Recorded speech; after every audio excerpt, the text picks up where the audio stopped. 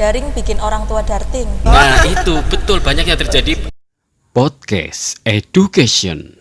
Assalamualaikum warahmatullahi wabarakatuh. Sobat Podcast, pagi ini saya akan berbagi, akan sharing dengan Anda bagaimana dunia pendidikan mengalami berbagai macam polemik tentang pandemi COVID-19 dan tidak berimbas di dunia perekonomian ataupun pemerintahan, tapi di dunia pendidikan pun kita mengalami hal seperti itu. Dan justru di dunia pendidikan kita semakin hari namanya semakin banyak hal yang harus kita pecahkan. Dan kali ini untuk membahas itu kita akan mengambil tema guru tak tergantikan. Dan untuk itu pagi ini saya Sarno akan coba berbagi tentang pembelajaran di masa pandemi. Untuk itu saya sudah hadirkan dua narasumber pagi ini.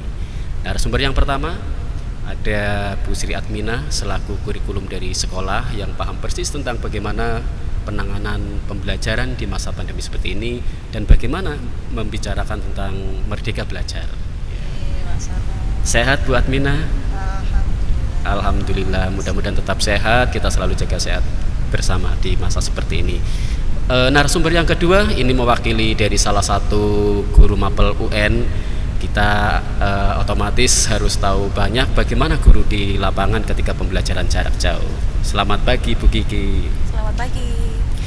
Baik sahabat podcast, kita akan mulai berbagi tentang pembelajaran jarak jauh, tentang merdeka belajar di masa pandemi, juga tentang bagaimana kita menangani siswa yang saat ini harus belajar di rumah dan mereka harus banyak belajar di rumah dan tetap pembelajaran itu harus sampai ke mereka. Baik, sekarang saya awali dari pertanyaan yang pertama untuk Bu Sri Admina selaku kurikulum. Ini banyak siswa yang belajar di rumah dan mereka harus tetap belajar dan mereka harus merdeka belajar. Gimana ini Bu? Ya, ini anak-anak ini menjadi salah satu tanggung jawab kita sebagai guru, dan tentunya orang tua pun di sini juga akan terlibat dalam kegiatan proses Pembelajaran.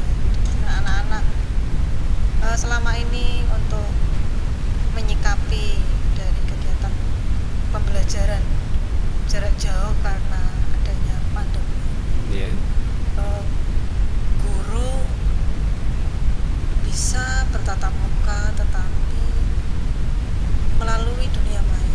Nah, ini merupakan hal yang baru dan tolok ukur dari keberhasilan belajar, pengukuran keberhasilan penguasaan terhadap kompetensi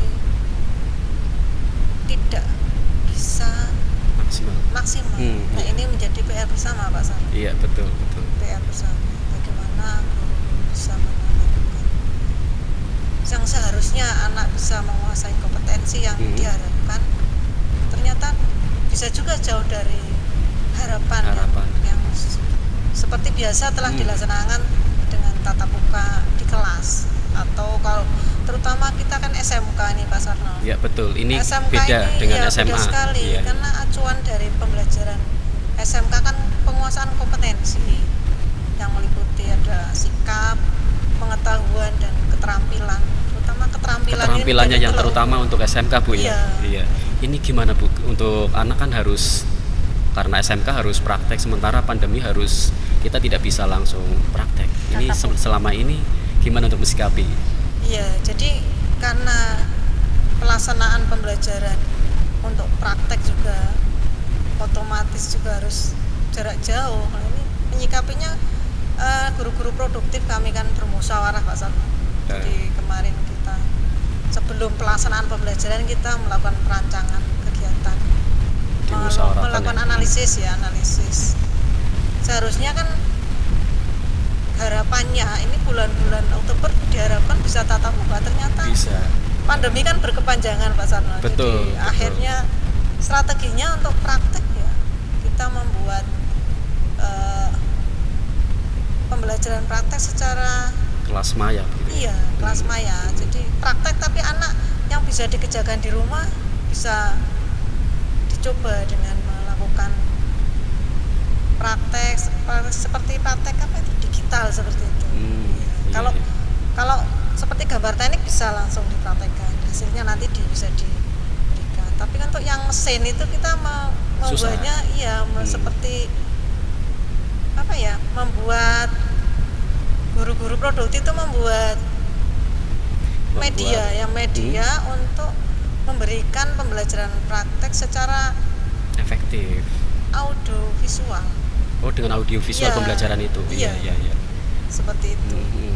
Dan beberapa pembelajaran praktek mungkin bisa dikerjakan di rumah oleh siswa, misalkan seperti jurusan teknik komputer itu Ibu ya, mungkin di Iya. rumah bisa.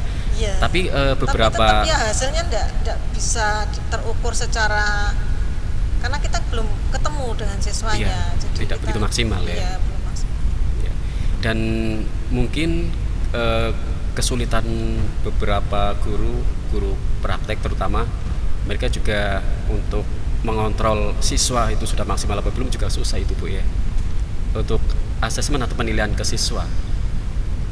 Jadi untuk SMK kita itu kebetulan kita juga melaksanakan pembelajaran jarak jauh kan melalui Microsoft Office 365, di mana guru kan membuat satu wadah pembelajaran dalam bentuk kelas tim. Iya. Jadi untuk pantauan hasil, kemudian kehadiran, kita juga bisa berkomunikasi langsung dengan siswa. Iya, lewat itu- aplikasi itu. Iya, untuk asesmennya bisa dilaksanakan sesuai dengan perencanaan. Hanya untuk skillnya anak, berarti ukuran keterampilan pada seharusnya dikuasai oleh kompetensi, misalnya teknik mesin ya, Iya. teknik mekanik itu, otomotif itu tidak seperti biasanya. Jadi memang Lain. iya ini. Jadi ini nanti kalau anak ketemu ya terus penyesuaian terhadap praktek kejuruannya itu benar-benar harus berlipat ganda, lebih apa ya, seperti kayak mengulang, menemui hal baru, apalagi kelas 10 Betul. yang sama sekali Anak yang masih baru, kemudian mereka harus mengenal praktek, sementara mereka tidak harus langsung mengenal praktek, kan susah. Iya. Anak baru karena dari praktek SMP secara ya. visual kan berbeda Iya, dengan jelas kenyataan. berbeda. Apa itu, seperti kalau kelas 10 kan praktek dasar kayak kerja bangku itu kan Iya, betul. ya, anak mikir itu kan memang, kalau mikir kan dalam angan-angan kan, Iya, betul. Dan secara lihat gambar dengan seperti video dengan melaksanakan gerakan sendiri kan beda. sangat berbeda. Dan ketika anak disuruh praktek di rumah pun, ketika mereka harus alat besar seperti itu, nggak mungkin mereka punya di rumah. Lain dengan ketika belajar komputer, mereka punya komputer atau punya laptop di rumah, itu mungkin masih bisa. Tapi kalau yang berkaitan dengan otomotif atau alat berat agak susah begitu Bu Iya, ya. kalau tata boga, akuntansi mungkin kalau Bisa masak bisa itu ya. masih bisa lah untuk prakteknya. Kan bisa konsul juga melalui pembelajaran tim, kan ada konsul diskusi. iya, Tapi iya. ya itu memang untuk yang praktek mesin ya, alat-alat itu memang ya kesulitan Iya. karena anak di rumah kan nggak punya. Ya betul, dan itu salah satu solusinya untuk anak SMK, untuk siswa SMK. Beberapa praktek mungkin bisa di rumah, dan yang mungkin berkaitan dengan alat berat kayak jurusan otomotif, jurusan industri, mungkin mereka salah satunya tadi sudah disiasati oleh Bu Sri Atmina, mereka harus menggunakan media belajar audio visual antara guru praktek dan siswa, dan mereka harus sharing secara langsung tatap muka atau video call yang melalui aplikasi yang tadi sudah disebutkan, begitu ya Bu ya. Kemudian selama ini untuk siswa dari awal pandemi harusnya seperti apa untuk siswa sendiri menurut Mbak Pina dalam menghadapi masa-masa seperti ini yang harus dilakukan siswa? Ya ini harus, ya mau tidak mau kan harus jalan ya. Proses pembelajaran Terus tetap berjalan. harus sesuai program. Kan tidak ada istilahnya penundaan. Jadwal tetap berjalan. Ya, tetap Bu? berjalan. Nah itu ya yang harus ada pada anak, ya semangat. Jadi sementara ini anak mungkin jenuh ya. Iya betul, banyak anak jenuh. Berbulan-bulan untuk setengah ya tahun. berbagi ya. Betul, dan anak juga banyak yang kirim Iya. WA, Pak saya ingin segera berangkat, kapan berangkat sekolah, itu sering dikirim lewat WA. Dan mungkin karena kejenuhan anak karena hampir pandemi itu hampir berapa 1 tahun lebih ya? dari setengah Lebih dari setengah tahun, hampir 1 tahun dan dari bulan Maret pertengahan itu. awal April ya.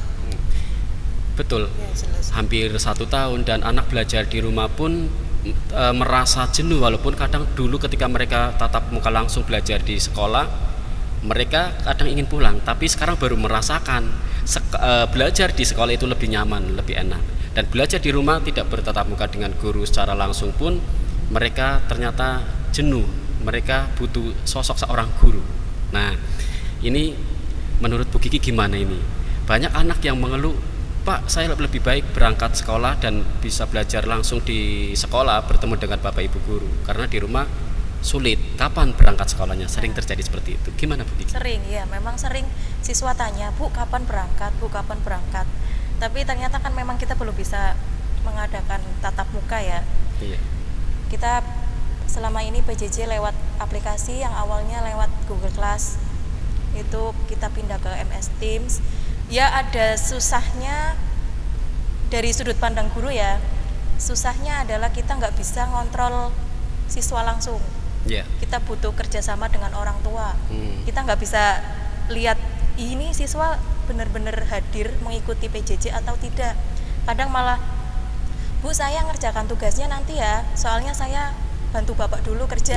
Ada gitu. yang seperti itu. Iya. Ya kita mau nggak mau, mau jangan, tapi gimana gitu kan ya. Iya. Kalau alasannya seperti itu, ya tetap saya responnya ya kamu tugas utamanya belajar.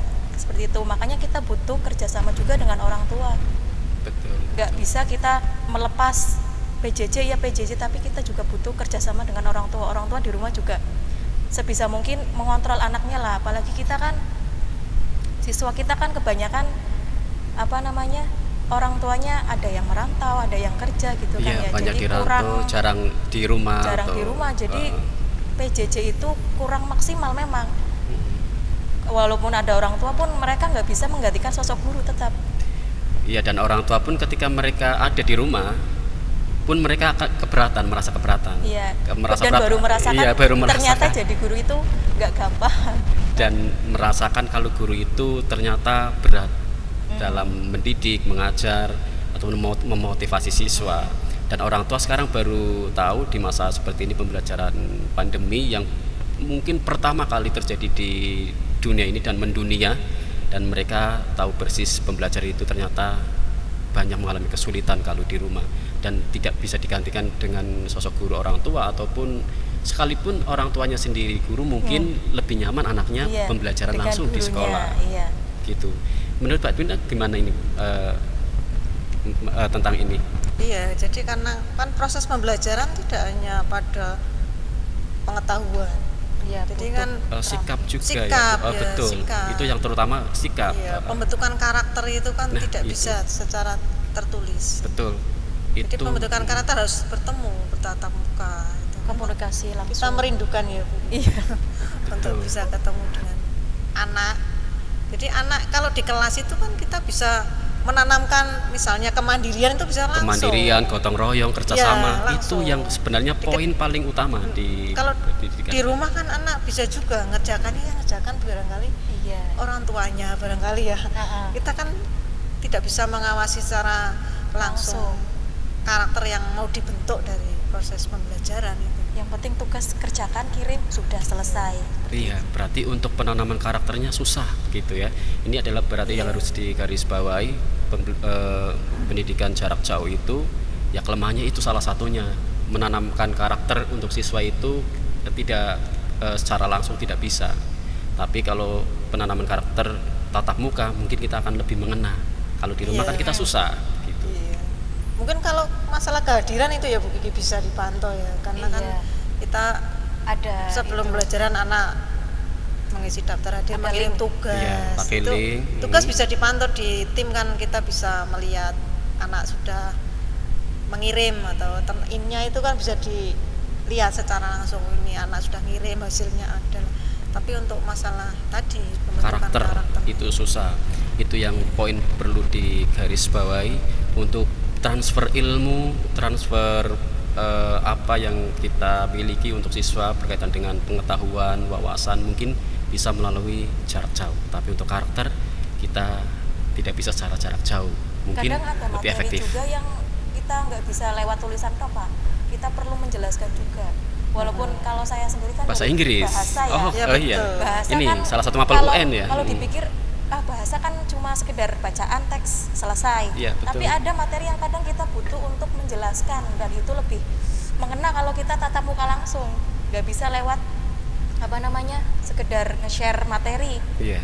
Kita butuh video bisa tapi nggak bisa dua arah komunikasinya. Iya. Kita butuh dua arah. Siswa paham nggak kalau sekedar lihat video?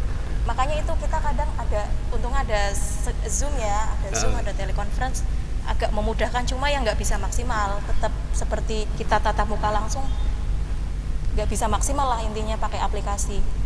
Kaitannya dengan kadang sinyal, Iya. kuota, itu Kuota. alasan yang klasik kan. Iya, betul.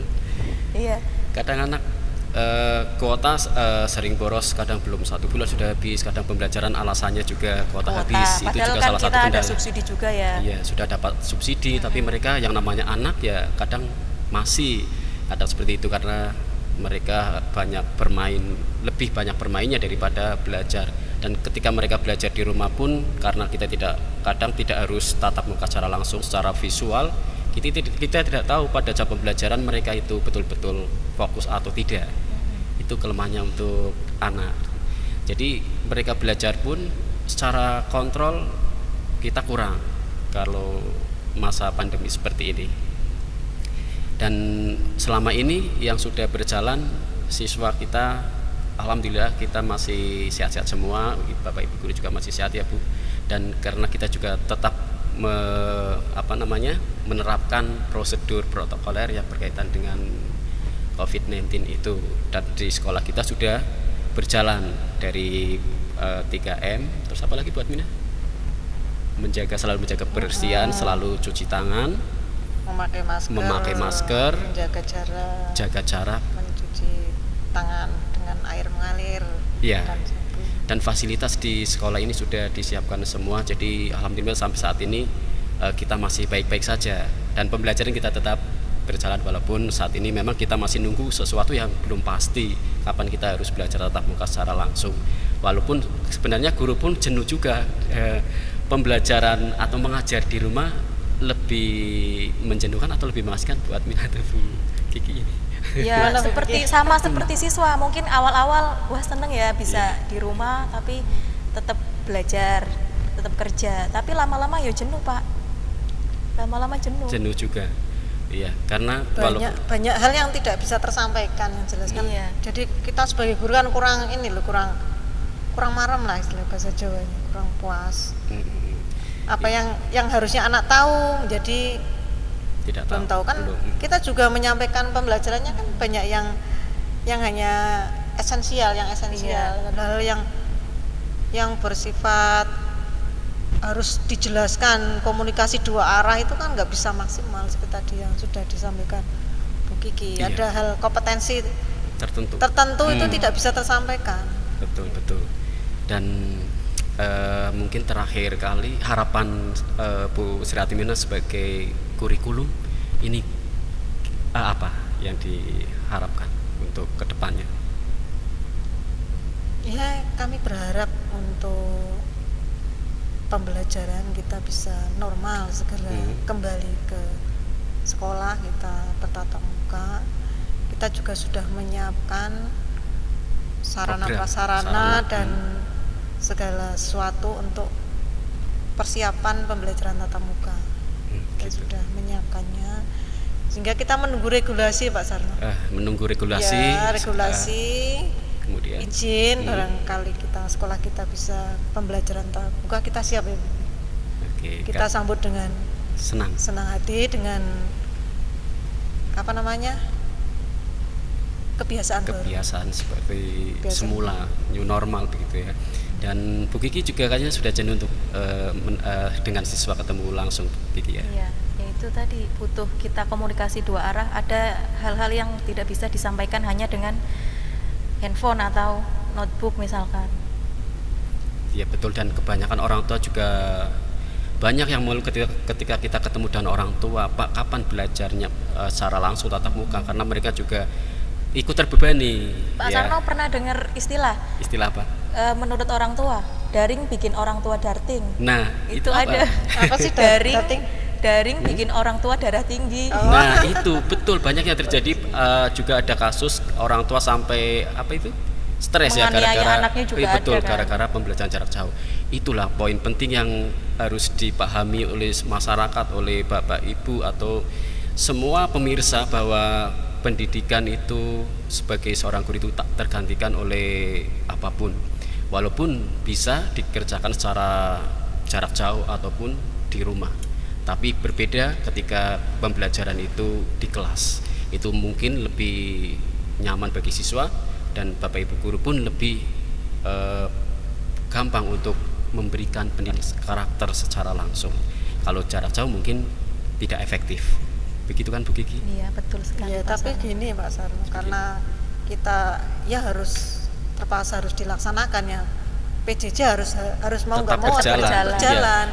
Ya. Jadi kita tetap sebagai guru harus menanamkan pada anak untuk semangat, jangan jenuh gitu loh. Kalau kita tetap sendiri merasa jenuh, tapi kita ya harus semangat juga. Tetap semangat, jangan sampai siswanya semangat kadang malah gurunya kadang melemah. Kita harus tetap semangat, harus memotivasi, jangan sampai seorang pendidik, insan pendidik melemah, nanti siswa kita juga ikut melemah, padahal kita malah justru harus memotivasi mereka di masa seperti ini ya Bu Admina. Iya, paling tidak kita harus menanamkan tentang 3M tadi, biar pandemi kita cepat berlalu. Iya, 3M. Iya. Pertama Bu, mencuci tangan. Kedua, menjaga jarak. Ketiga, memakai masker. Bu Admina sangat cerdas karena sudah biasa menangani hal seperti ini bagi siswa dan banyak protokoler yang sudah diterapkan di sini. Jadi ketika kita melaksanakan tatap muka secara langsung sudah siap semuanya Bu Sri Admina ya. Oke. Baik, terima kasih untuk narasumber kita yang super mom semuanya pagi hari ini, dan ada Bu Sri Admina selaku kurikulum yang banyak berkecimpung di pembelajaran berkaitan dengan siswa, berkaitan dengan guru, sudah tahu persis tentang ini, dan semakin super karena harus walaupun tetap jarak jauh, pendidikan jarak jauh, tetap kerja berjalan terus. Itu Bu Sri Admina yang sangat super. Kemudian Miss Kiki sebagai guru, salah satu guru Mapel UN, juga tetap semangat Bu ya.